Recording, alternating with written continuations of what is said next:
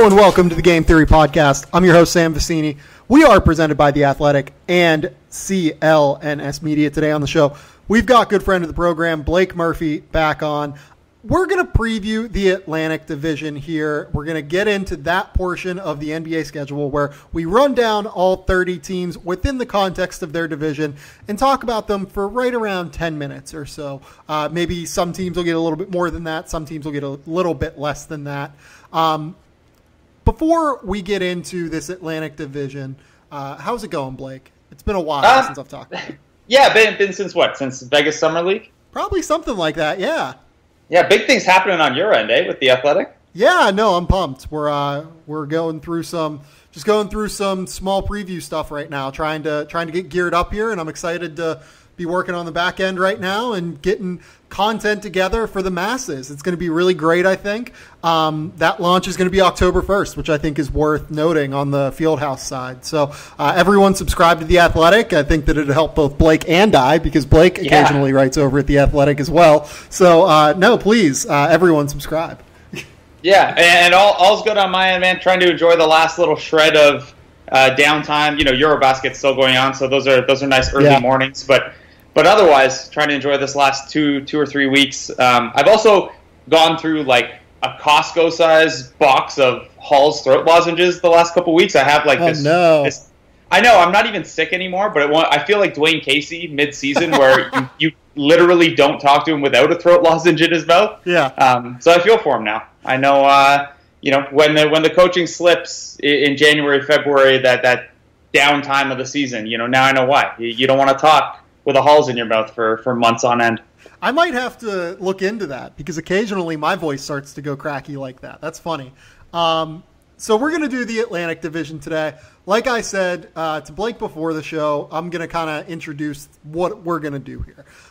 We're going to run through each of the 5 teams in the Atlantic Division: the Boston Celtics, Toronto Raptors, New York Knicks, Philadelphia 76ers, and Brooklyn Nets. We're not going to do it in the order that I think they're going to finish or the order that Blake thinks they're going to finish. We're simply going to do it in the order of what I find to be the most interesting aspect of each team, or the teams that I find to be most interesting going forward here. So Blake was worried at the top that we were going to bury the Toronto Raptors because he felt that they were the least interesting team in the division, and I think there's an argument for that. But that's actually not going to be the case here. We aren't going to start with them. We are going to start with the Boston Celtics, which I guess that, there'd be some debate on which team's more interesting between Philly and Boston. But right now, given the environment that we're in the post-Kyrie, Isaiah Thomas trade scenario. I am interested to get your take on this because I've mostly had Boston people on to break down this deal. I'd be interested in getting the outsider point of view. What did you think of this deal whenever it went down? First, to be clear, so no Raptors fans get mad, the Raptors being uninteresting is a compliment because they've been at the same level of quality for a bit now, and they're established at their level. In terms of Boston, the deal, I thought it was a lot to give up for Kyrie Irving. I like Kyrie. He's one of the most entertaining players in the league. Even though he's a bit of a freelancer offensively, stylistically, I think the more motion-oriented offense in Boston is going to help him really grow his game, both as a creator and a shot maker. But it was a ton of value, even with the Isaiah Thomas hip concerns. To give up Jay Crowder, who, yes, you have a succession plan in Boston, but he's got a couple really good years left. On a cheap contract, he's exceptionally versatile. He can shoot the three. He's going to be a nice fit in Cleveland. And then to give up the Brooklyn pick, as well as a prospect, as well as a second-round pick, I know why those things happen, and I understand the deal from Boston's perspective. It does seem like they're paying a premium to get that, guy that maybe they could have got in Jimmy Butler or Paul George earlier in the offseason for less of a price tag. But there's something to be said for going in and getting a guy, whether you miss on earlier guys. And Kyrie is certainly kind of a good fit offensively who can step in and do what Isaiah Thomas was doing. He's obviously much younger. He has a year left on the deal. It makes sense from a kind of a division perspective.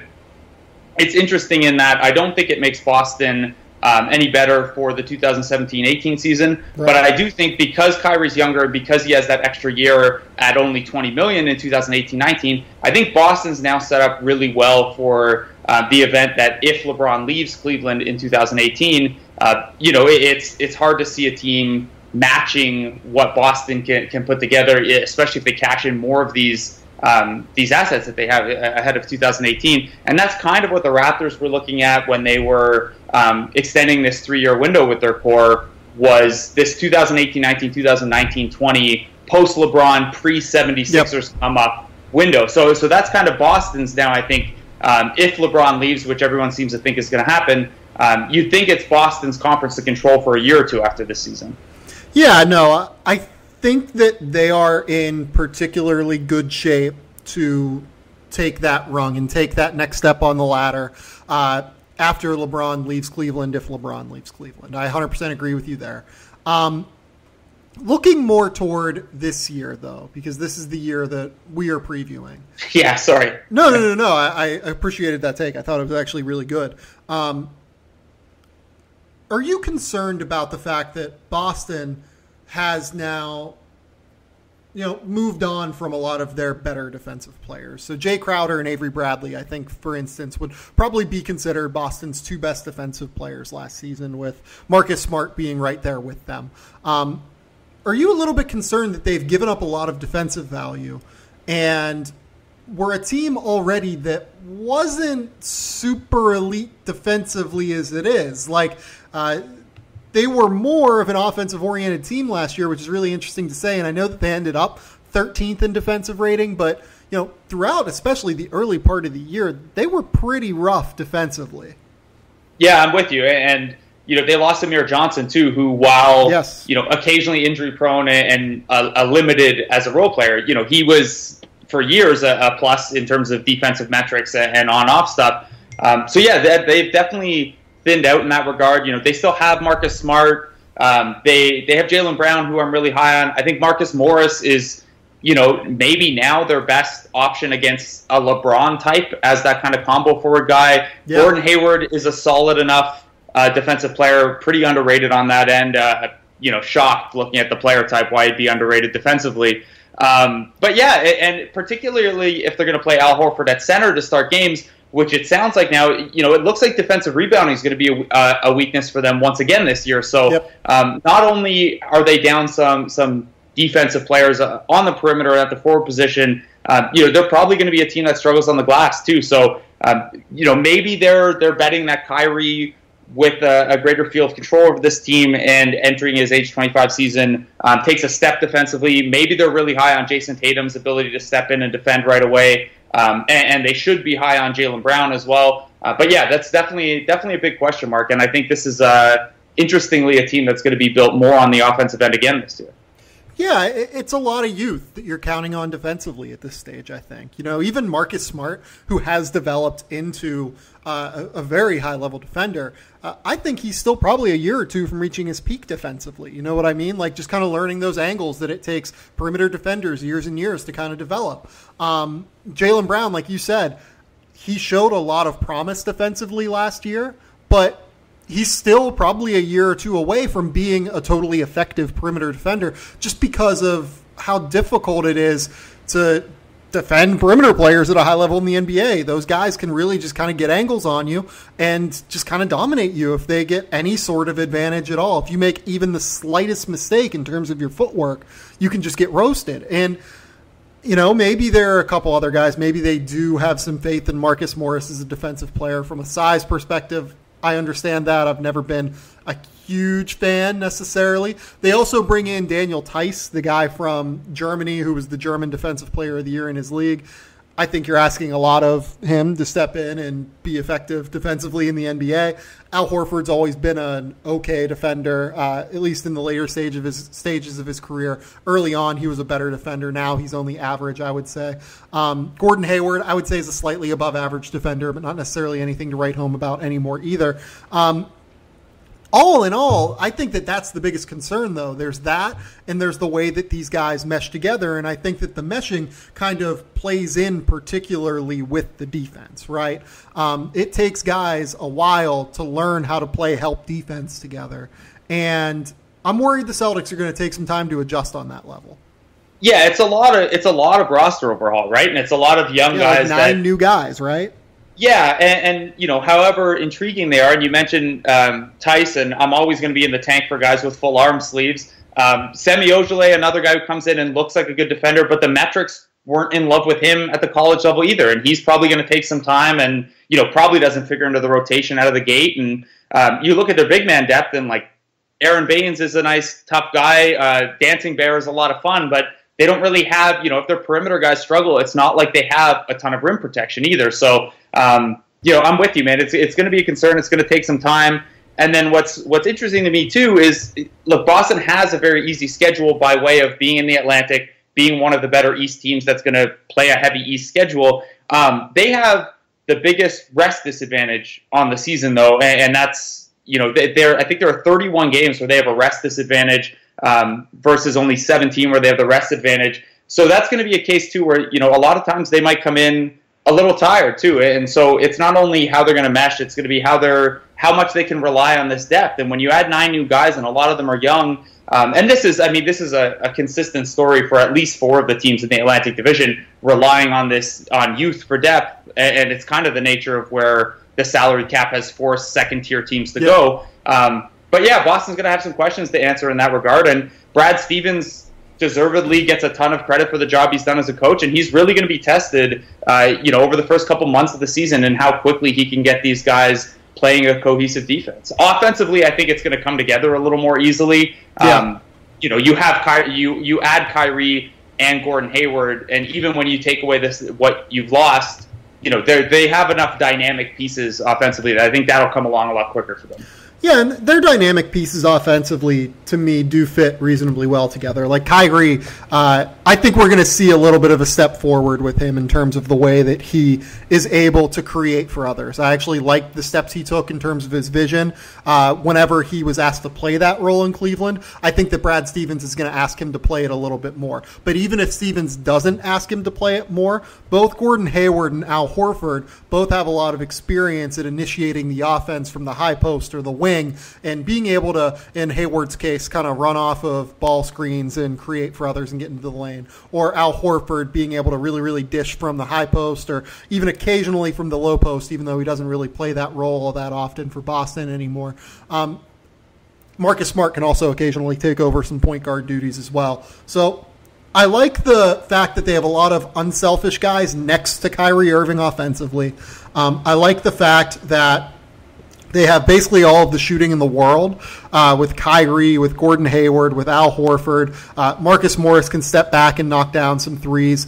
Jason Tatum, I think, is going to be an effective shooter at some point in his NBA career, maybe not year one. But they've surrounded both Marcus Smart and Jaylen Brown with a lot of shooting, which I think is really important for their skill sets. I really like the overall construction of this team on offense. The defense is another question. I just wonder if they have enough high-level defenders at this stage right now. I think they will get there eventually. But the offense, I think that there's plenty of reason to be pretty optimistic. Yeah, for sure. I'm with you all the way. And in terms of Kyrie taking a step forward, not only do I hope you're right because he's such a fun player to watch and such a dynamic guy, I agree. I think it's going to be a good setup for him. I think him, Hayward, and Horford, when you have 3 guys that pass that way and shoot that way at their respective positions, offense should come pretty seamlessly, and Stevens is a creative coach, regardless of, we don't know how, I don't think we have a good handle on how predictive year to year, out of timeout stuff is. I know his numbers haven't been exceptional, but, we have enough evidence that Stevens is a creative coach, and, I think he'll get a lot out of these guys on that side of the floor. Where they come out, where all of this comes out in the wash, I think Boston's probably a team you're going to look at that's a lot better in April than they are in October, which I think will be important to them and, is what most teams are going for. But with the youth and with the unfamiliarity, this is a team that'll probably look better heading into the playoffs, and that'll probably be their focus. It's interesting because Boston in the last couple of years has been very much on paper, built like a regular season team that should do really well over 82 and maybe wasn't as big a threat as the regular season record would suggest in the playoffs. It might be the opposite this year as they take some time to mesh, and I'm not sure they're going to win 53 games and lock down the 1 seed again. Yeah, I agree with you. They actually would not be my pick to do that, which is kind of a weird thing to say given where we're at, given where everyone kind of thinks of the Celtics as being clearly one of the top 2 teams in the East. I don't know that I'm there yet, to be honest. I think there are quite a few concerns still in terms of the way that this thing's going to come together early on, and it could put them in a bit of a hole early on in the year. Yeah, and then there's, again, to go back to the schedule, they're going to be tired at points. So will it spoil a later segment if I ask you who you do have at the top of the East? At the top of the East, I think Washington is right there with these guys. I think Toronto has a shot to be right there with these guys. And then, obviously, Cleveland, if Isaiah Thomas's health ends up being okay, which I'll talk about that either next week or the week after whenever I do the Central Division. But, if Isaiah Thomas is healthy, I think they're the very clear number 1 team in the East. Going forward, though, I'm just very interested to see how this all kind of works, just with the way that Boston figures itself out and how quickly Boston figures itself out. Yeah, for sure. It's definitely going to be one of the more fun storylines to watch in the Eastern Conference, how quickly they come together and how these pieces fit. You think, look, guys are always trying their hardest anyway, but you think Kyrie's going to come out with a little bit of extra juice early in the season, especially that season opener. So that should be they're going to be one of the most fun teams to watch, I think. Yeah, no, I agree with that. One last question I have for you on Boston before we move on. Who do you think is now the best player on the Boston Celtics? Because Gordon Hayward came much closer to making All-NBA last year, rightfully, in my opinion, than Kyrie Irving did. There's really not a crazy amount of age difference there. I think that no one would really debate that Gordon Hayward is a more well-rounded player than Kyrie. But whose team do you think this is? Do you think that Gordon Hayward is the guy here? Do you think it's Kyrie? Do you think it's by committee? What guy would you rather have, though, for this season? It's an interesting question, and as someone who's covered the Raptors and their 2-headed monster for the last couple of years, it's something I've worked around with other players. I think Hayward, in a vacuum, is a better player. The fact that he's an average to above average defender while being a multifaceted offensive piece on the wing with some size, that's just a easier piece to have and to build the team with. Kyrie is obviously, among the best shooters in the NBA and among the most gifted shot makers. And we both seem to agree that his playmaking could take a step forward. Being a negative defensively hurts, but I think they're in a good spot here where even if Hayward is the better player and, at the end of the year, the advanced metrics say Hayward's a better player, he's a more well-rounded guy. I think that can coexist with Kyrie being the guy and this being Kyrie's team in the sense that, that stuff, that perception and that feeling in a locker room is really the case from the offensive end. And Kyrie's going to be the guy taking the shot with the game on the line, and that's something, he wants to do and people are going to want him to do. So I think, it's kind of a wishy-washy answer. I think Hayward's a better all-around piece, but I think that can be the case and it can still be Kyrie's team from a personality and an offensive perspective. And it's not dissimilar from the way the Raptors have operated the last couple of years. No, I like that answer. I think that's a really good answer. Let's move on, though. Let's talk about the second most interesting team in this division, which is funny because I still think that they're probably one of the 5 most interesting teams in the NBA, the Philadelphia 76ers. Everyone is expecting the 76ers, I think it's pretty fair to say, to take a large leap forward this season. They only won 28 games last year. They had the worst offensive rating in the entire NBA. Defensively was a different story. They were just slightly below average. I think that if Joel Embiid had played a full year, they probably would have been a pretty decent amount above average. Where are you on this 76ers kind of rebirth? How quickly do you think things are going to come together? Because like Boston, they also have a lot of new pieces to integrate. Yeah, I'm in such a weird place with the 76ers because I love so many other players, and I like the moves that they made this offseason a lot. The 1-year high annual value pillow contracts for Redick and Amir Johnson I thought were really smart moves to not burn long-term cap space, fill minutes, and kind of teach these guys. We've learned from some of the other rebuilding situations, including in Philadelphia and places like Minnesota, and you see Sacramento kind of replicating this too, that, there's value in having veterans around to help bring these young guys up. And Yep. I thought both of those deals were smart. Obviously, they have so many fun, interesting young pieces, but there are so many question marks. And generally, before a season, if I'm trying to project teams, I'm pretty risk averse. So it's, a team like this where we haven't seen Ben Simmons play yet. We haven't seen Markelle Fultz play yet. Both of those guys are terrific prospects, and I'm sure are going to be very good when they're on the floor. And then Joel Embiid, we've seen play only glimpses. It's hard to project too much too soon. We can all get guilty of getting carried away. And the fact that they're over-under for wins is at 41.5. 13.5 wins is a big jump. Yep. Even for a young team, adding 2 number 1 picks and a guy like Redick and a guy like Amir, and pricing in improvements for all of these guys. So there's a chance it gets to be too much too soon. The fact that they're on national TV so much is going to be great, because they're going to be really entertaining as long as 2 of those 3 young guys are on the floor. I think if I had to pick right now, I'd have them in a playoff spot in the Eastern Conference. But because of the risky nature of having not only just a young team, but a handful of guys who haven't stayed on the floor, I'm not. That's not a certainty for me, and I don't think I'd bet too aggressively were I betting on over-unders or anything like that. Yeah, I think that this was a stay away for me. I think I was a little bit, maybe a little bit more positive than negative on 41.5 for them getting above 500 this year, because what I will say most of the time about those teams that everyone expects a major leap from, right? A lot of those times it's supposed to come from internal development. And in this particular case, I actually think it's more additional pieces than just internal development. Like, not only are they getting more internal development from Robert Covington and, maybe Jahlil Okafor or Dario Saric or, some of the other guys that played on their team last year. Maybe a Nick Stauskas takes a small leap forward and becomes a fairly effective bench player.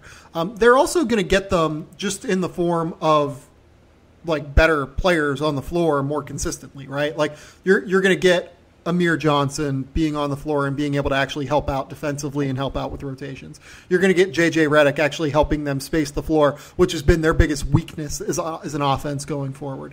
Also, you get Markelle Fultz and Ben Simmons, 2 number 1 overall picks over the last 2 years, stepping onto the floor and, providing talent at the very least. Who knows how under control that talent will be, but there will be talent on the floor at the very least. And then I think a lot of it really is people expecting Joel Embiid to play more than 31 games this year.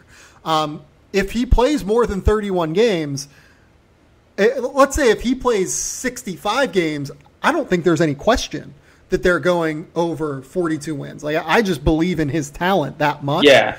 But I don't know how anyone with any sort of confidence can really say that they expect him to play 65 games, I guess. This is the thing. So if you're betting on their win total, a lot of it comes down to Embiid. And you make a great case for all the reasons they should take a step forward.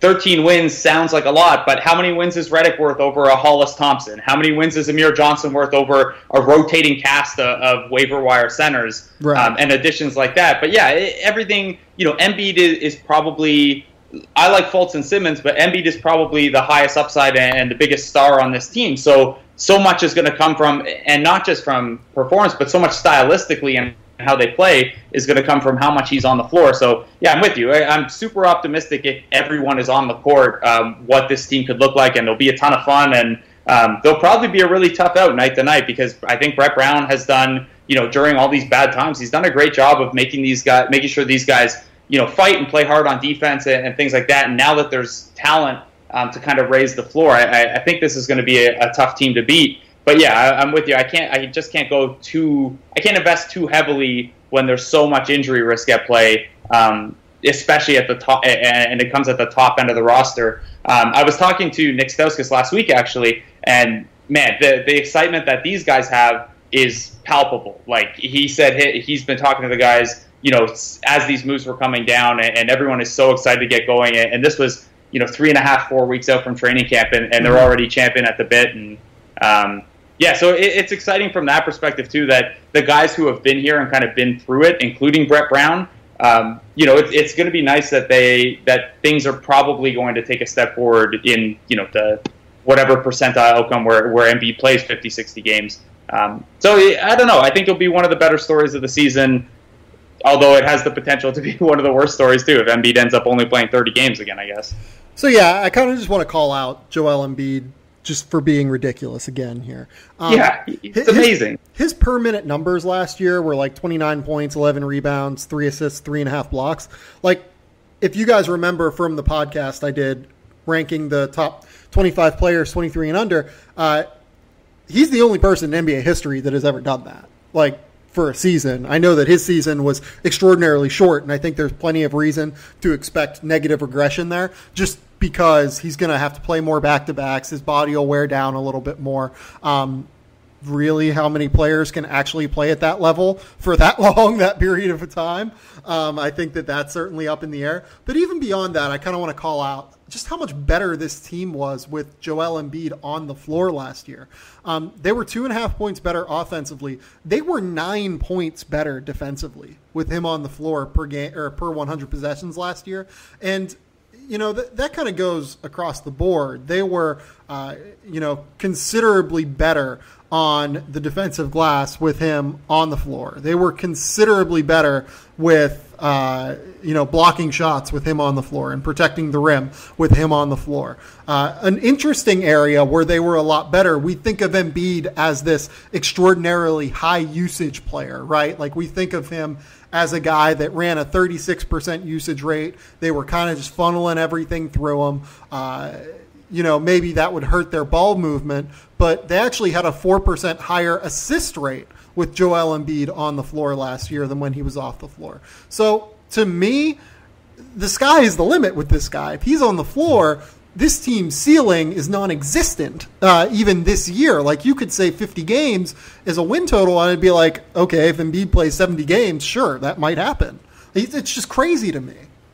Yeah, and it's not like these jumps are like Philadelphia was bad when he wasn't there, but it's not like they became slightly less bad. Like they had the assist percentage you mentioned was 66% when he was on the floor, and when he's on the court, it's not like they were just less bad. They were outscoring teams by 3.3 points per 100 possessions, which is like a really strong, a really strong win rate. For an example, the Raptors just because I have their team page open, outscored opponents by 4.5 points per 100 possessions. So and that's a team that won 51 games. Mm-hmm. So to say that if Embiid plays 60, 70 games and could play 30, 35 minutes a game, that they could win, they could push 50. I don't disagree with you. There's very little evidence other than injury concern that Embiid can't be a transformational start for the 76ers team. So how do you think all of these new pieces fit together on the floor? Just like we said with Boston, I think that you would agree it's going to take time just having all of these new pieces that haven't really played a ton together against NBA talent on the floor. But just in a vacuum and in theory, how do you think these pieces all fit together? I like it. I like that they've taken Simmons, who shooting is the biggest weakness in his game, but if he has the ball in his hands, he's going to have Markelle Fultz, who should be a strong shooter around him. JJ Redick, who the gravitational pull JJ Redick will have moving around off the ball should open up a lot of room for these guys. Embiid can step out and shoot it. Okafor has a bit of a face-up game. Nick Stauskas, he's still not there, but the one thing he does do pretty well is shoot the ball. So, they've done well to add complementary pieces even before seeing the Simmons, Fultz, Embiid. I think those three guys fit well together anyway, but the pieces that have now gone around them, Amir is about as functional a plug-and-play guy as you can have defensively at either the 4 or the 5, depending on how they want to play that. So I think they're in good shape. I like Robert Covington as kind of a multi-positional defensive piece who can shoot it a little bit. I'm curious whether he ends up starting or coming off the bench as kind of a super sub, just because he is he's probably one of their better perimeter defenders, having not seen Ben Simmons defend NBA guys yet. I will say right now, he needs to start, I think. Which guy would you have come off the bench then? Saric. I would have Dario Saric come off the bench. It's just a very obvious fit for me. Let him run the second unit from the point forward position. and let him run it with TJ McConnell, who can obviously take a load off of his back. And Jared Bayless is another capable guard that they didn't really have much of last year. So I like the idea of, Dario being a guy who is a little bit better with the ball in his hands than without the ball in his hands, getting more opportunity to have that ball whenever he doesn't have to play with Embiid and Simmons and Fultz and, everyone else on that second unit, or everyone else on that first unit, I'm sorry. Yeah, and like Covington, just putting him in between Ben Simmons and J.J. Redick and, Markelle Fultz, I don't think I'm breaking news here that those three guys throughout their history haven't necessarily been strong defenders. JJ gives effort and he's at least smart positionally. And you'll talk to people about Simmons and Fultz. They'll say from a scouting perspective, there's no reason they can't be good defenders. But also our sample in college is of them being just dumpster fire train wreck defenders because they didn't give a shit. So, like, how does that kind of mix together? I would like Covington out on the floor. He's so disruptive with his hands. He's just so quick. He's able to guard multiple positions. That makes a lot more sense to me.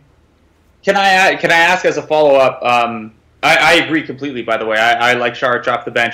If you have Saric off the bench, Amir Johnson probably coming off the bench as well. What do you? And sorry, I know I'm flipping the host role on you, but I'm very curious as to your take of where Jahlil Okafor figures in for these guys.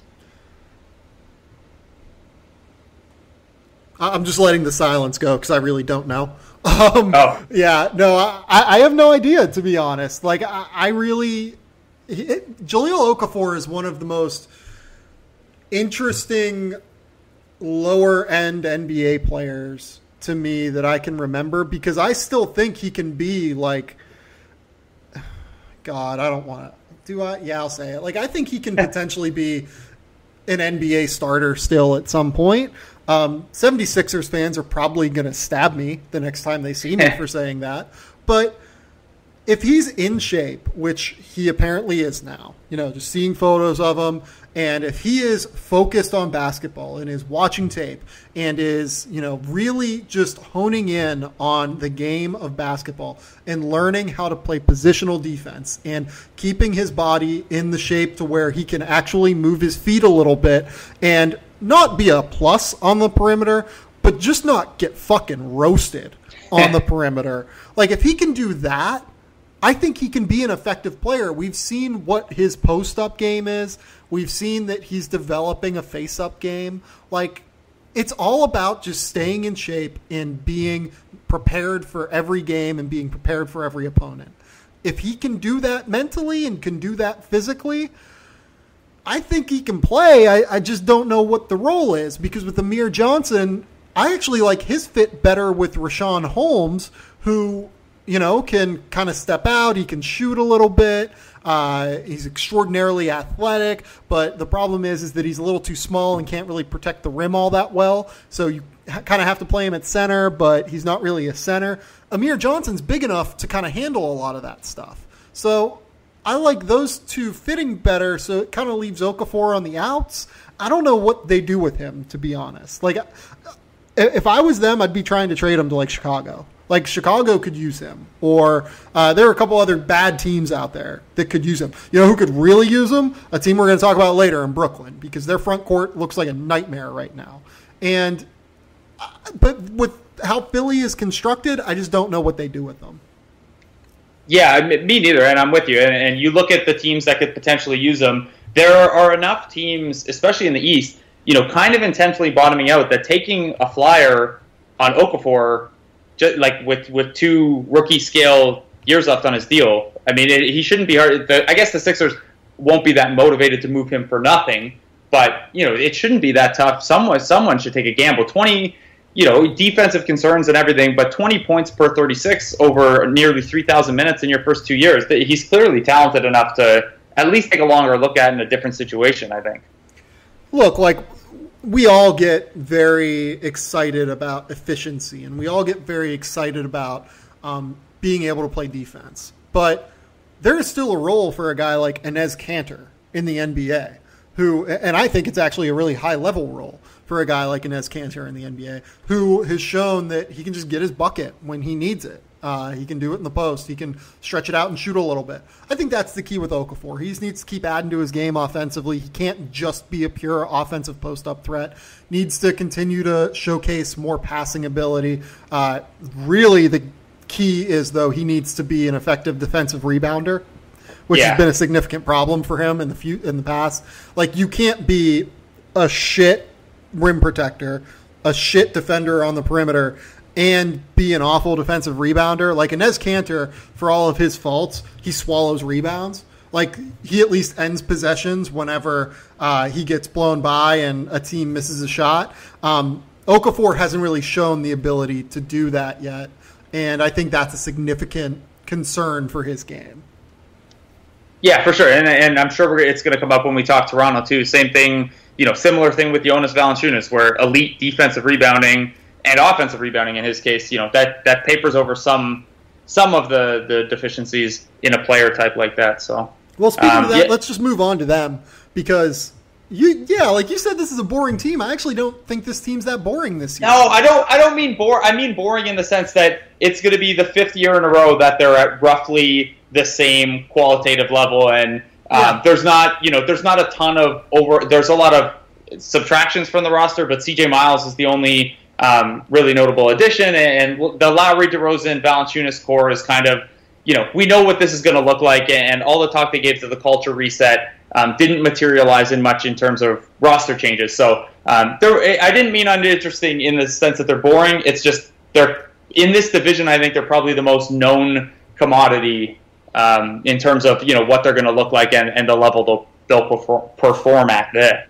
Yeah, I think that's probably true. Kyle Lowry and DeMar DeRozan are still exceptionally high-level players. They're still probably top 25 players in the entire NBA.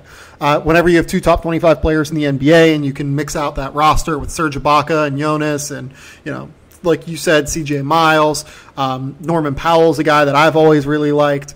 The roster is going to be fine. Like, there's not really a concern there. But the reason that I find this team interesting is that I think that a lot of people are just kind of writing them off as not being in the top tier of the East. And if they finished with the top record in the East, I wouldn't really be surprised, just because continuity really matters. And just having your 2-star players that have been there for years and play off of each other maybe better than anybody, in terms of personality at least, play off of each other really, really well. It just is. It's an easy fit for me. Like it's an easy markdown for 50 wins. Yeah, I agree with the continuity stuff on the offensive end of the floor in particular. I'm a little concerned defensively with the loss of Patrick Patterson, PJ Tucker, and Corey Joseph. Yeah, that's true. So some of this is less deep. Yeah, so CJ Miles is a terrific fit offensively, but he tops out at an average defender on the wing, being friendly. And then Norman Powell, I think you're in the camp. You're a believer in Powell too, right? Oh, I had Norman rated as a 1st-round pick coming into the draft. I've loved him from the moment that he entered the NBA. I'm all in on Norman Powell. Yeah, so I'm super excited about him too, and he's a guy I've been high on for a long time. But the defensive metrics haven't measured up to the way he's looked yet. He's about to take on a much bigger role than he's played in the last few years. And like we were talking about with the 2 younger teams earlier, sometimes perimeter defense takes a little bit of time. So, can I talk about that real quick with defensive metrics? It really frustrates me when people use defensive metrics without context. Which I'm not saying that you're doing, but I agree with you that they're actually reason to look at something differently. Yeah. But with Norman, Norman gets the toughest matchup every single time he's on the floor. That's what he's used for. Of course the metrics aren't going to look great. You know what I mean? He's probably more of a secondary plus defender than a primary guy, but every time that he steps on the floor, he's going to get roasted by the best players in the NBA because the best players in the NBA are really fucking good. Yeah, I'm with you entirely. It's the same thing that happens with Andrew Wiggins. Andrew Wiggins, he gets lost off ball all the time, but when he's on ball and actually defending someone decent, he gives up a lot of points because he's facing off against the best perimeter player on the opposing team every night. I didn't. I didn't mean it to denigrate Powell, who, again, I'm super high on and think he's going to be. That was more of an ancillary rant. Yeah. I just meant more that, like, my eye test for years now that's been super high on Norman Powell. It's more of a me checking my optimism than anything. Right. I'm very high on Powell, but the numbers are saying it's not there yet, so maybe I need to temper myself just a little bit because, I mean, you and I have talked about, I think this is the third year in a row we've been on a podcast together raving about Norman Powell. So just kind of a reminder to myself to just check that a little bit because, the lockdown performance hasn't happened yet. But you're right, and he's going to, there's a bit of a question whether he starts for defensive reasons or CJ Miles starts for spacing reasons. I think they're probably leaning Powell right now ahead of training camp, not only for the defensive purposes, but to have kind of a tertiary attacker to kind of spread the defense out, horizontally where they're not going to do that with three-point shooting necessarily. Are they going to play him at like the 4? No, I think, I mean, look, from a conversation with Dwayne Casey at Summer League when we were kind of talking hypotheticals because he couldn't comment on the CJ Miles trade yet because it wasn't official. Right. He made it seem as if they're leaning toward Powell starting and CJ Miles would be coming off the bench. But at that point, like, things had just happened, and I think everything was very fluid then. So, I think there's a good argument to be made for Powell in a six-man role where, he can play with Lowry when DeRozan sits, play with DeRozan when Lowry sits. Him and DeLon Wright have a nice chemistry together. But, there's a trade-off there where you get the extra spacing from Miles and have Powell in a six-man role, but then you don't have, the guy who's probably your best perimeter defender on the floor against the opposing team's top starters. So and the problem is that I'm assuming that you're going to start both Ibaka and Valanciunas? Yeah, that. I think given that they have some solid depth at center with Jakob Poeltl and Lucas, and then at power forward, it's really just Ibaka and Pascal Siakam, and then small lineups that their small lineups this year will have, until OG Anunoby is healthy at least, would have Powell or CJ Miles as the nominal power forward, and I don't think they're going to want to start Ibaka at center and commit to a ton of time with either Siakam, playing 25, 30 minutes again like he did at the start of last year, or playing small for heavy run. So I think it just makes the most sense. If you're come playoff time, it'll be a discussion again like it was last year. But if you're optimizing for 82 games, I think Valanciunas and Ibaka both start. That's going to be fun.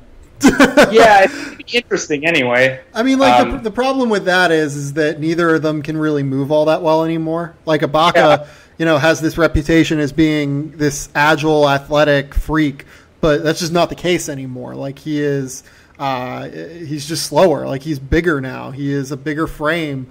I don't know. That's a weird one. To me, Serge Ibaka is like the epitome of a stretch center now, as opposed to anything resembling a stretch four.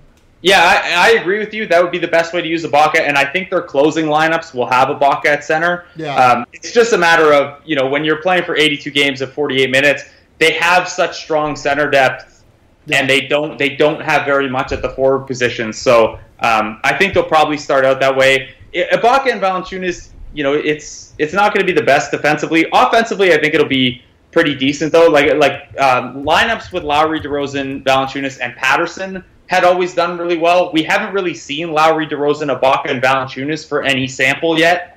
But there's that group did fine-ish while Lowry was hurt. So I'm a little optimistic that their starters can at least play even, and then you figure out the advantage on the bench like you have the last couple of years. But they clearly have some rotation things to figure out in camp. Yeah, and speaking of rotation things, I'm looking up what Ibaka and Valanciunas looked like when they played together last year, because I'm pretty sure they did it occasionally, but not often. They started for a good stretch together.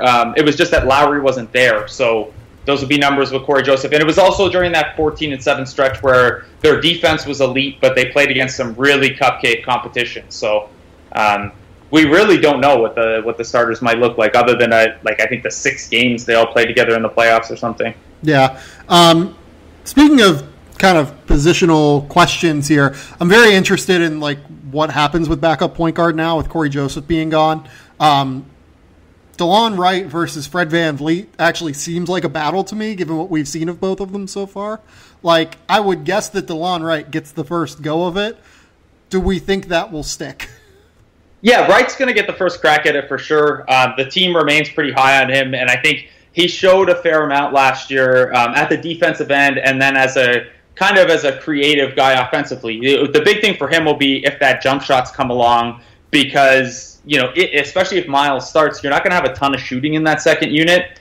So he's going to need to be able to at least pull up from mid-range. And it started to look a little better last year. It's something he worked on a lot while he was rehabbing from that shoulder injury. But shooting is the one thing that Fred VanVleet can really, really bring to the table. Outside of Lowry, Miles, and maybe Ibaka, he's probably their best three-point shooter. He's got deep range, and the Raptors love to play two guards together with, Lowry and Joseph played a ton together the last couple years. Before that, Lowry, Vasquez, and Lou Williams would all play together in different twosomes. So they didn't really have, Dwayne Casey doesn't have a great concern for, the size at those two spots, playing two guards together, or even the defense. So I think VanVleet will push DeLon. You saw last year that even once DeLon Wright was healthy and had shaken the rust off, there were games, even in the playoffs, where VanVleet got the nod over him. So yeah, I think that'll be an open competition. Wright probably has a big edge for the defensive purposes and what he can create for others offensively. But Casey won't hesitate. And honestly, they've pretty consistently played all 3 point guards in the rotation. Smaller minutes for the third point guard, but their third point guard each of the last couple of years has gotten a fair amount of run. So they'll probably both figure it. And then even, we don't know how teams going to use a two-way contract yet, but the way the Raptors look and the amount that Dwayne Casey has played 2 point guards together in the past, Lorenzo Brown could even factor in here. He's one of the most experienced guys to get a two-way contract. He's improved his shooting touch a lot. So he's even a guy that for the 45 days that he can be on the roster could push these guys too and be kind of a, not a veteran presence, but a bridge between the youth and Lowry if the younger guys struggle. Yeah, just to kind of circle back to Ibaka and Valanciunas, they were actually a little bit better defensively with those two on the floor together than their overall defensive rating last year. Obviously, offense kind of fell off a cliff, but that's a very noisy number just because Kyle Lowry wasn't there. I'm interested in this. It was in a small sample of like 500 minutes, but we'll see. Go ahead. Sorry, just to build off of that, in the playoffs, they didn't play together a ton, but that foursome of Lowry, DeRozan, Valanciunas, and Ibaka. They even in the playoffs, they only played 47 minutes together. They got rolled in those 47 minutes, though. So, I don't know. That's probably the biggest question mark entering the season is who starts as that fifth starter and what that starting lineup looks like success-wise. Yeah, and this is the big question for them this year, and then we're going to move on just from my perspective. I would say that's number one, and then number two is just how the depth guys step up. This was a team that, over the last couple of years has had a lot of really good depth pieces step up. Guys like, Terrence Ross was a very solid rotation piece that they have now dealt for Serge Ibaka. P.J. Tucker was a solid rotation piece that they had for the end of last year. DeMarre Carroll at least ate up minutes last year. He wasn't good. At least compared to what his salary was and at least compared to what his past performance was. But he ate up minutes. Corey Joseph was a very strong, backup point guard. He's actually, I would guess, going to get a few starting minutes or at least get a crack at that job in Indiana now. Patrick Patterson is obviously the biggest loss, in my opinion, as you mentioned.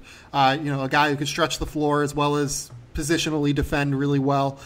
A lot of depth pieces to make up for here, and it's going to be interesting. I think that you can probably think that they win somewhere between 45 and 50 games pretty safely, but it's just interesting to me. Like there actually are some really questionable things still here with this roster. For sure, and they've invested heavily in player development. They have, they've paid lip service to this kind of pilot player development program that they're going to roll out this year that we don't have a lot of detail on. But it's been a big focus because they kind of realized as the new CBA was coming out that you're going to have a cheap back end that can produce depth for you if you're going to pay, 3, 4 if you include Valanciunas guys at the top. So, they've kind of put themselves in a position where they have to rely on these young guys, and they have faith that they're very high on the growth Pascal Siakam's made, and the rookie year Jakob Poeltl turned in. But yeah, there are big question marks at a lot of these spots. If you drew up a depth chart right now, Bruno Caboclo might be the 10th man. He could get passed by KJ McDaniels or Alfonso McKinney or whoever. But if you're entering a season where Bruno might factor in if one injury takes place, there are question marks and depth, which has been a strength of this team in the last couple of years. If Lowry or DeRozan were to go down, their depth is really going to be called into question and tested. And in a year where Lowry and DeRozan really shouldn't be playing the minutes loads that they played the last couple of years. It's going to be interesting to see how Dwayne Casey manages this and just how much he relies on these guys if they hit spurts where, young guys are inconsistent. So it's going to be a test of his patience and their willingness to balance the long-term and the short-term game to game. Yeah. I mean, everything you just said is, like I said, makes them one of the more interesting teams to watch in the Eastern Conference this year. Before we move on, Blake, let's go on ahead and pay some bills. Fantasy football fans, the wait is nearly over. Football is back. It's already back when this podcast is posted. The first NFL game will have been played. That means FanDuel is back. It's fantasy football for everyday fans. There are new contests starting every single day. Daily fantasy football means there are no busted seasons. There is something for everyone. A lot of contests to choose from, starting at just $1. Just pick a contest, choose your team, and watch your score in real time. I am very excited for daily fantasy. I don't really hide on this podcast that I'm a big gambler, but I can't really gamble on the NFL. I don't watch enough of it. But daily fantasy is kind of the perfect way for me to get that gambling itch done. Over 2.5 million players have won a cash prize playing fantasy sports on FanDuel. Sign up today. Go to FanDuel.com, click the Join Now button, and use my code GameTheory. That's GAMETHEORY. Try FanDuel for free with no deposit required. Visit FanDuel.com to claim your free contest and play for a share of $10,000. Just sign up using that promo code GameTheory. That's FanDuel.com, promo code GameTheory, void where prohibited. Let's go on ahead and move on and talk about the Brooklyn Nets. Weirdly, a team that is in the news quite a bit because of their piece in the Boston Celtics Cleveland Cavaliers trade. The 2018 Brooklyn Nets pick is unprotected going to the Cleveland Cavaliers this year. Where do you stand on the idea of where Brooklyn is in their rebuild? Some people have been saying that they think Brooklyn can finish like 7th or 8th overall. I'm a little bit more skeptical, but I'm interested to hear kind of what your perspective is. Okay, I like the moves that Brooklyn has taken since Sean Marks took over. I thought, he's taken this chicken shit and done his best to turn it into chicken salad, taking on bad contracts for extra pick equity or taking on young guys like a D'Angelo Russell, even Alan Crabb, who I really don't like at that salary, but I understand the move. I think they've made the right steps, and they'll continue to make the right steps if this is an indication. However, there is not a lot of talent on this roster. Even if you bank on a DeMar Carroll bounce back and think Timothy Mozgov is still useful and are really high on D'Angelo Russell, it's tough to.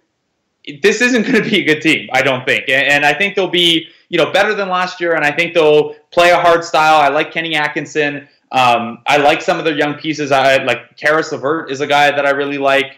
There are enough pieces here that Brooklyn fans will probably have a better time this year, and they'll be a more interesting team to watch. But I don't think they're there yet, and I think they're going to be until they start getting some of the rewards for their own poor performance, and that probably won't come until 2019. It's going to be tough for them to add talent in a meaningful way, even with the East being pretty light at the back end. This isn't a particularly strong roster, even though it's more interesting. So, who is their best front court player? I don't know. It might be DeMar Carroll. Yeah, Trevor Booker maybe. Tim Mozgov maybe. Like that's where we're at with this team. Like their best. I feel like RHJ is a prospect, but we haven't really seen it yet. So yeah, like their best front court player might be like a low end rotation player on like a borderline playoff team. Yeah. You know what I mean? Like, it might be a guy who fell out of the Raptors playoff rotation last year. Yeah, so that's kind of where we're at with where Brooklyn is at in their rebuild. Like, we can talk about how it's a perimeter-oriented game and how that really matters, but, like, I think the best-case scenario for D'Angelo Russell is probably, like, what I'm saying he's going to do. Like, I think he's going to average, like, 20 points and 7 assists a game. I don't know that if he does that on, like, relative inefficiency, that he's a top 15 point guard in the NBA doing that. And then, like, their other best perimeter player is Jeremy Lin, and I'm all for 2-point guard systems. Jeremy Lin's probably, like, you know, somewhere in the 25 to 35 range of point guards. Alan Crabb is a decent perimeter floor spacer, probably an elite floor spacer, but only just a decent perimeter player due to the just overall deficiencies of the rest of his game. Karis LeVert is still really young. I have a lot of questions on whether or not he can stay healthy over the course of a full season. So we'll see about that. But, like, I just don't know where this team is. You know, like, I don't know why people would think this team is going to win 32 games or, like, 34 games, because that's where you need to be at, like, the 7 or 8 seed or 9 seed that I've heard. Like, I don't see how this team wins 30 games. Yeah, I even thought the 27.5 over-under was, like, a little optimistic considering they only won 20 games last year. And I get the whole, like, oh, they don't own their own picks, so there's no incentive to tank. But, like, that doesn't really matter when, you know, Sean Kilpatrick might be your third best offensive player, you know? Yeah, like, the other thing is, too, like, everyone's like, yeah, like, Chicago's going to be tanking, Atlanta's going to tank. Do you think Mike Budenholzer's going to tank? Like, I get that the front office might, like, put worse players around him, but the players are going to play hard because they're playing for a job, and Mike Budenholzer is going to coach his ass off because he doesn't know any other way. And in Chicago, literally every player on that Chicago roster, outside of probably Zach LaVine and Lauri Markkanen, are playing for a job. Like, there's just, like, even Chris Dunn is playing for a fourth-year, like, contract option to be. And do you really trust the Bulls management to take them in the right direction and consistently make those decisions anyway? Because I don't. Neither do I. Like, you know, Indiana's just a lot more talented than this team, I think. Like, yeah. They have Miles Turner. They have actual, you know, experienced guys like, you know, Darren Collison and Corey Joseph, as we mentioned, and a few others. Like, they're actually real pieces on that Indiana roster that could at least relatively, you know, maybe not push them toward contention, but they're not going to be terrible. Like, you know, Al Jefferson, I believe, is still on that team. Thaddeus Young is still on that team. They signed Bojan Bogdanovic. Like, I don't know. And like, listen to how we just talked about, like, the 9th, 10th, 11th, 12th guy on Philly's roster, and it sounds more optimistic still than the guys we're talking about, like 2, 3, 4, 5 on this Brooklyn roster. Like, you might even be able to say that about last year's Philly roster. Like, last year's Philly roster, like, you know, I'm probably just as excited about Justin Anderson as I am about Karis LeVert. And Justin Anderson was, like, their 10th man last year. Right, and Philly won, what, 28 games last year? Yeah. So if that's where the line is being set for Brooklyn, you know, I think that's a little optimistic.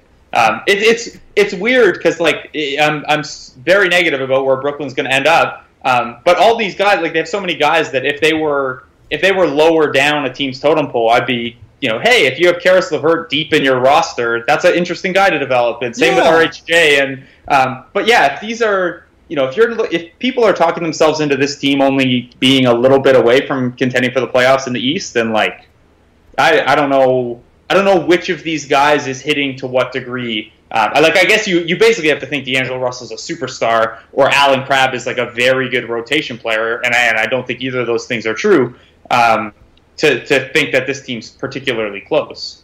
Yeah, no, I agree with that. Do we really need to spend more time on the Nets? I guess, like, I don't know.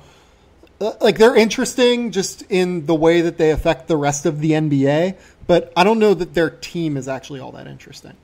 Yeah, and I mean, for, like, a league interest purpose, they're almost out of the cap space that makes them an interesting potential trade dump destination. Yeah, like, I think they have 96 million.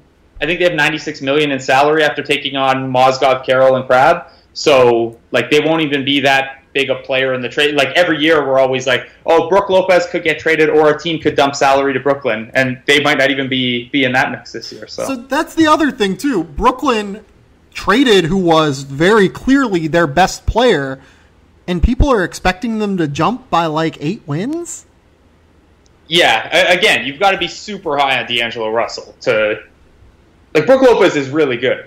Yeah, Brook Lopez is really, really good. And now those minutes are going to Mozgov or Booker or, Quincy Acey. Jarrett Allen. Yeah. Yeah. Love Quincy Acey, but... Yeah, no, I don't get it. Let's move on. Let's talk about the New York Knicks. Let's talk about the only team more depressing. Yeah. I don't know what to do with this team because it's very clear that they're building around Kristaps. I don't know how exactly they're going to try and go about that well. They do have Frank Ntilikina now, which is an interesting flyer to take. They paid Tim Hardaway a shit ton of money, so... Yeah, that one... I don't know. I don't know what that was. Like, you're bidding again... I find offer sheets so interesting because, like, you're almost guaranteed to have buyer's remorse because, like, if you get the player, that means you paid too much. Like, I don't know. No, I 100% agree with you. Like, the Tim Hardaway Jr. contract, they paid, like, $18 million a year, $17.5 million a year for a guy that is coming off of basically his only, like, truly successful season. And even then, like, if you look at what he did in the playoffs, like, he was not useful at all in the playoffs for Atlanta last year. Like, he shot, like, 30% from the field and was just a sieve defensively. Like, I don't know what they're doing. I don't know what they're doing there. Like, as the cap flattens out the next little bit too, or stops rising as much, like, that's not going to be an eminently tradable contract. No. And, like, even if they pull the trigger and start properly rebuilding around Kristaps, like maybe they could find a home for Courtney Lee, but he's got 3 years and like $36 million left on his deal. And I don't think, I think they're going to end up losing the game of chicken with Carmelo on a buyout. But like, Courtney Lee better than Tim Hardaway. Probably. I think he probably is too. Yeah. And then really, like I guess you could trade Lance Thomas or Kyle O'Quinn. It's not like you have pieces to kind of expedite this rebuild. You could rebuild around Michael Beasley in a snap, though. That's the dream. I mean, like, yeah. They already have a just ready-made replacement for Carmelo Anthony. Exactly. Just step right in. I'm a walking bucket, as you know. No, I am excited for when Michael Beasley makes a run at 40 in the Garden this year. Like, that, it's just going to be beautiful. What do you think that they're going to lose this game of chicken with Carmelo Anthony on a buyout? When do you think that happens, though? Because I don't know that it happens this year. Oh, okay. Yeah, because I guess he has that player option to dangle, right? Or it's an ETO? I don't know what it is, but he's guaranteed money. So, like, he's still owed, like, $52 million. Like, you can't just cut him. I don't know. I think the fact that he hasn't waived the no-trade clause, even in, like, I think it was last summer when the trade kicker was at its highest and he could have, like, cashed in $9.5 million more. Yep. I think he's very clearly made his decision that he likes being in New York. He's okay with the role he's in, and he's still, I think if he embraces being USA Basketball Melo wherever his next stop is, I think he's going to age okay. And the fact that he has, so much Olympic success, the national title, and this certainty that he'll be able to find a home for a couple years once this deal's done, like, I don't know the guy, but I don't get the impression from the way things have been handled that he is particularly, has a sense of urgency to get out of this situation. So I just don't see, I don't see a trade happening where he ends up in Houston. Like, I don't think Houston's going to be able to find a home for Ryan Anderson, and the pieces are all going to make sense. So I think they'll explore a buyout, but if I was guessing on specifics, it'd be just that, guessing. I just think Melo can outweigh the Knicks here. Yeah, I agree. And I think that, like, worst case scenario for Carmelo Anthony is, like, he's on the Knicks this year and they can work out a very palatable buyout agreement next year. Yeah. But, like, at the end of the day, like, Carmelo Anthony is still really good. Like, I think that's the thing that gets lost in all of this. Like, I see some like top 50 player rankings that come out like from people, and they don't have Carmelo Anthony as like a top 50 player in the NBA. And I'm just like, why? Like, I get that, like, maybe from a performance standpoint, he's playing for the Knicks and he's asked to do way more than he should be asked to do at this stage. But like he's not a superstar, but he's still a guy that averages like 23, 24 points a game on and a handful of assists. Efficiency. Yeah. Yeah. He's not a bad passer. He's a good rebounder. Now, here's the thing is that people can think that Melo is not good anymore or whatever, but if he were to get bought out and landed on the Cavs or the Rockets or a team like that, the insanity that people would go crazy about how good Melo is going to be in a situation like that. Yeah. And that's a big drop and roll or whatever, but that means you're probably still pretty good. Yeah, like if the Cavs get Carmelo Anthony for like nothing, they are essentially getting like a top 50 NBA player in the league for nothing. Like, that's where he's still at. Like, yeah, he can still put up, 20, 25 points a game, and he's a good 3-point shooter. So even if he's in a minimized role, and if he ever lands in a situation where he's encouraged full time and embraces that move to power forward, I think his offensive game is going to play up even more. And I don't think, I don't think he's going to defend fours any worse than he defends threes. So, yep. Yeah, and like he'd actually get open 3-pointers instead of just heavily contested threes. Yeah. No, Carmelo Anthony is still awesome at basketball. Let's talk about Kristaps Porzingis, though, because he'll be on the Knicks now that Phil Jackson is gone, hopefully for a long time. I've talked a lot about Kristaps over the course of the summer here. I think that he is like a potential Hall of Fame basketball player. If you look at the numbers that he's put up so far, if you look at the way he protects the rim, if you look at the way that he just generally affects the game of basketball when he's on the floor, on both ends, due to the way he protects the rim, even though I think his overall defensive game still does leave something to be desired, he is just a monster, and I don't know why anyone would question otherwise. Yeah, look, if you are running a team and Kristaps Porzingis lands in your lap and you're not happy as hell about it, good that Phil Jackson is out of that situation, because I don't know how you can watch him and not be immensely excited, not just about his game and his potential, because he's already good, and like you said, the sky, there is no limit really on what he might become. The ceiling is the roof, goddammit. Yeah, exactly. That's the phrase that I was stumbling around for. But also in terms of how you build a franchise, a guy like this who has an outside game, who can protect the rim, this is kind of the perfect piece to have, and no matter what way you want to build your team, except for maybe a triangle. I don't know. This is the thing is the Knicks are in a bad spot, and they have a lot of bad contracts, and they don't have a clear means of amassing more talent around him in the near term. But the fact that they have him for conceivably 7 more years if he signs his rookie extension. Yep. That alone is reason for optimism. And you could, so long as they stop doing things like Tim Hardaway's deal, it's not going to be. He should be a really easy guy to build with. Yeah, no, I agree with that 100%. They should have no issues building around him. What they do need, though, is they need to get a high-level pick-and-roll point guard, and I'll be interested to see what they do with Frank Ntilikina this year, because in Strasbourg in France, he played a little bit more off-ball. In a lot of international competition for France at youth levels, he played a lot on ball. He's 6'5" with a near 7-foot wingspan, so he's very capable of kind of sliding between all the perimeter positions. He's a high-level defender already. The offensive game, though, I think still is in its infancy stages, and from an athleticism perspective, he's a good athlete, but for a high-level point guard in the NBA to be able to buzz in and out of the lane, you need to be an extremely high-level athlete. And I wonder if he's there yet. He's still very young, and I think there's a very realistic chance that he could get there. I mean, he's so young. He is just he's born in goddamn 1998. Jesus. He is so young. I just wonder if it's going to take a couple of years, and I hope that New York fans don't jump on him if he's not immediately, point guard of the future. I think he's going to be effective early because he can defend and can do a lot of stuff, but if he's not like, buzzing in and out of the lane, like being actually useful, I hope they don't jump on him.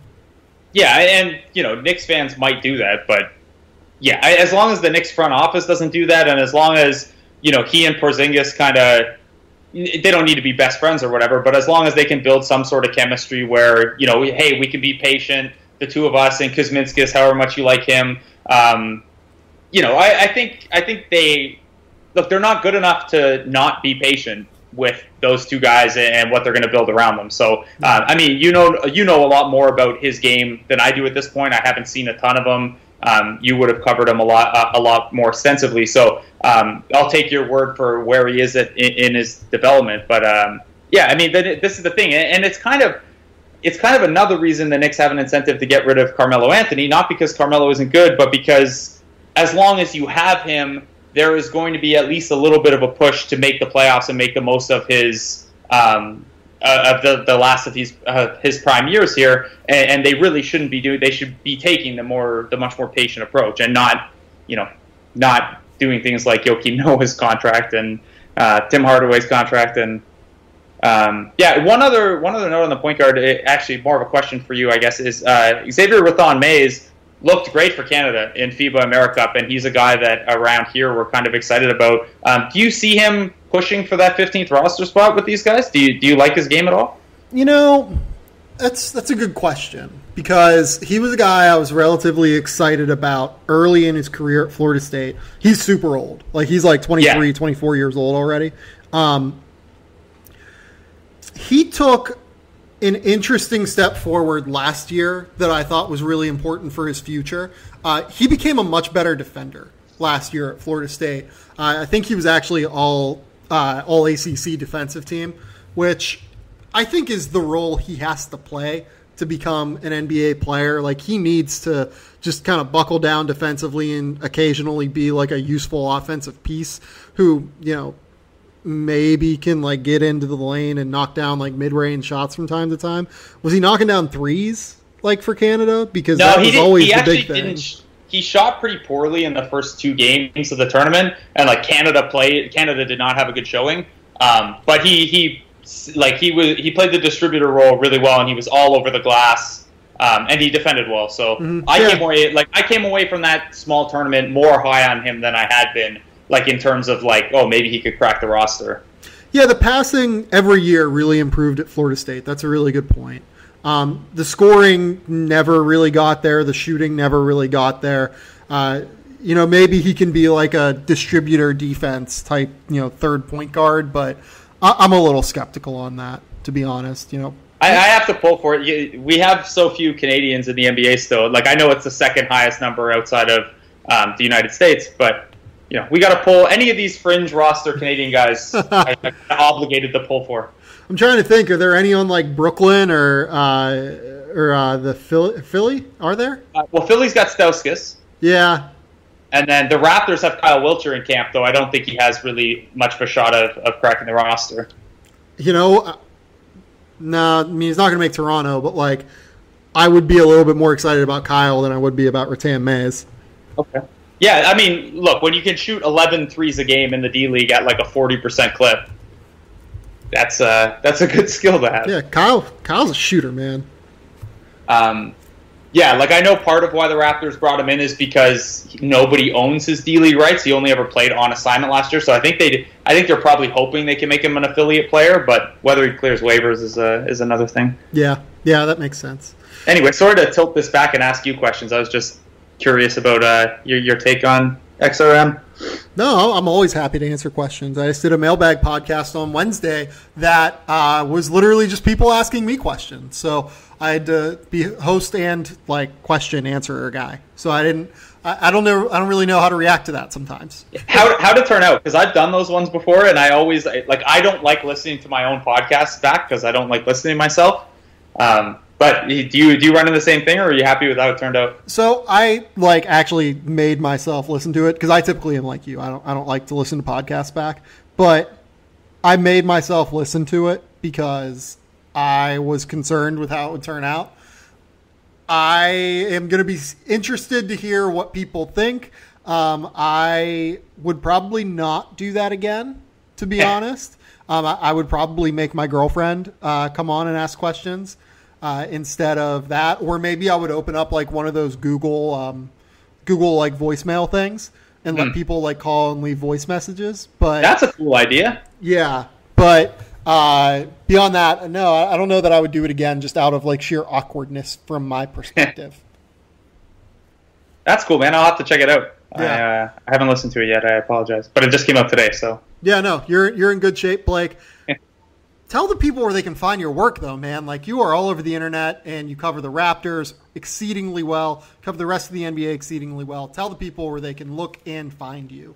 Thanks, man. I'm on Twitter at Blake Murphy ODC, and I'll tweet out anything from there. Raptors Republic is my home base for a lot of my Raptor stuff, and then I pop up at a couple different sites in the Athletic family, Vice Sports, or whatever Vice Sports is going to look like for this coming season, and a couple other places from time to time, but Twitter's the best way to kind of keep an eye on what I'm doing. Blake does a great job. Like I said, I'm always happy to have him on the podcast. Really sharp guy. Covers the entirety of the NBA not well, and even just covers Canada basketball, apparently, really, really well. Blake, thank you for coming on, man. I really appreciate it. Sam, thanks so much for having me on, buddy. Of course, this has been the Game Theory Podcast. Please remember to rate, review, and subscribe to the show on iTunes. It really helps us move up in the ratings, helps us, gain new listeners who learn to enjoy the show and deal with my idiocy.